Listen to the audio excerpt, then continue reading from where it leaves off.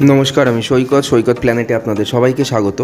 তো অনেক দিন পর ছাদে এসেছি, তো দেখছি যে প্রত্যেকটা গাছেই ভালো রেজাল্ট হয়েছে, তো সেইটাই আমি আপনাদের সঙ্গে দেখাবো। দেখুন শরবতী যে গাছগুলো রয়েছে, শরবতী লেবুর গাছগুলোতে দেখুন কত সুন্দর ফুল এসে ফল ধরে গেছে। এখানে ডালিম গাছেও দেখুন অলরেডি আগেও হয়েছে ফল, আবার এই দুখানা ফল হয়ে রয়েছে বড় সাইজের। প্লাস হচ্ছে দেখুন এখানে আমার পেয়ারা গাছে পেয়ারা হয়েছে, পেয়ারা গাছে দেখুন পেয়ারা হয়েছে কত।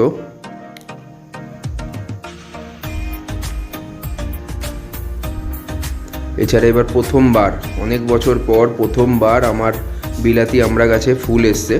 গাছটা অনেক লম্বা হয়ে গেছিলো, ভেবেছিলাম আমি কেটে দেবো মাঝখান থেকে, কিন্তু দেখলাম দেখুন প্রথমে পুরো পাতা পড়ে গেছিলো, তারপরে এই আস্তে আস্তে পাতার সঙ্গে সঙ্গে নতুন করে প্রত্যেকটা ডালে বোল বেরিয়েছে। আশা করি প্রত্যেকটা গাছে ভালো, মানে প্রত্যেকটা ডালেই ভালো ফল হবে।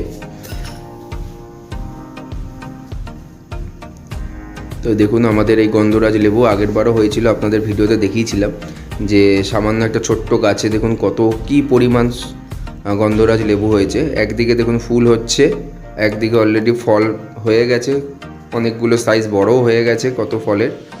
দেখুন এটা ছোট্ট গাছে কত ফল যে হয়, এই গন্ধরাজ লেবু গাছটায় প্রচুর প্রচুর ফল হয়, প্রচুর।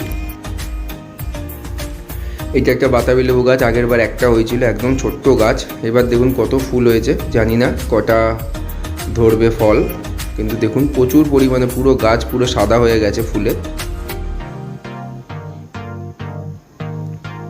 আর এটা সবেদা গাছ, এই দেখুন প্রচুর পরিমাণে সবেদা হয়েছে, প্রচুর। এক একটা ডালে চারটে, তিনটে, চারটে, দুটো করে প্রত্যেকটা ডালের মাথায় মাথায় দেখুন কিছু সাইজ বড় হয়ে গেছে, কিছু ছোটও রয়েছে, আবার নতুন করে ফুলও আসছে।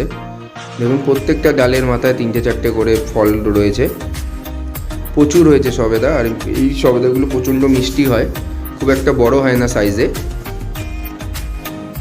দেখুন জামরুল গাছ, এটা হচ্ছে লাল জামরুলগুলো যেগুলো হয়, দেখুন ফলে পুরো মানে ফুল হয়েছে কত, দেখুন জানি না কত ফল দাঁড়াবে, কিন্তু দেখুন ফুল হয়েছে, দেখুন পুরো গাছ পুরো ভরে গেছে ফুলে।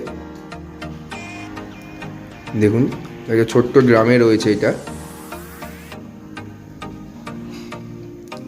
আর এটা তো আমার অল টাইম ম্যাঙ্গো, প্রত্যেকবারই হয়, আপনারা দেখেছেন। দেখুন আমগুলো কত বড় হয়ে গেছে, থোকা থোকা লিচুর মতন হয়ে রয়েছে। দেখুন কি পরিমাণ আম হয়েছে একটা ছোট্ট টবে। তো এইগুলো এই বছর সব বড় 200 লিটারের ড্রামে বসাবো গাছগুলো, আশা করি নেক্সট ইয়ার আরও ভালো ফলন পাবো। তো আপনাদের প্রত্যেকটা ভিডিওতে দেখাবো কীরকম কাজ হয়।